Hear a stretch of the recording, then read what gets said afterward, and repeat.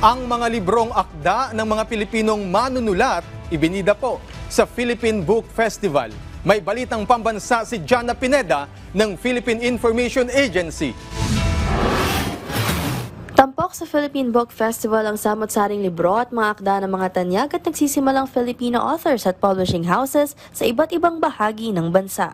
Layo ng book festival na ito na bigyang pagkilala ang mga Pilipinong manunulat at ang kanilang natatanging kontribusyon sa pagpapaunlad ng panitikan sa bansa.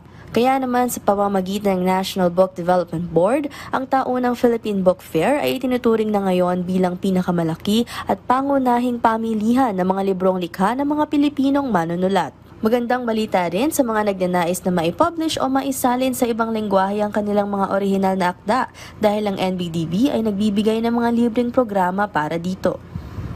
3 books na pala yung nakatanggap kami ng translation grant. Hindi lang natin maisasalin yung mga Filipino languages natin to English para sa kapwa natin Pilipino na nagbabasa ng English. Nagagamit din natin ito para mai-offer natin yung mga akda natin sa ibang bansa. And apart from that, yung publication grant naman, we've also received publication grant I think for 3 of our books as well.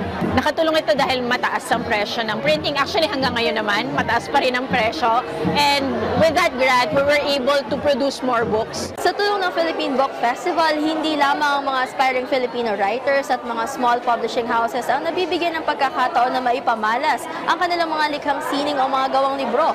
Dahil sa ngayon, natutulungan na rin ang mga guro at mga estudyante na makahanap ng mas maraming learning materials para sa kanilang pag-aaral. Mula sa Philippine Information Agency, National Capital Region, Jana Pineda, Balitang Pambansa.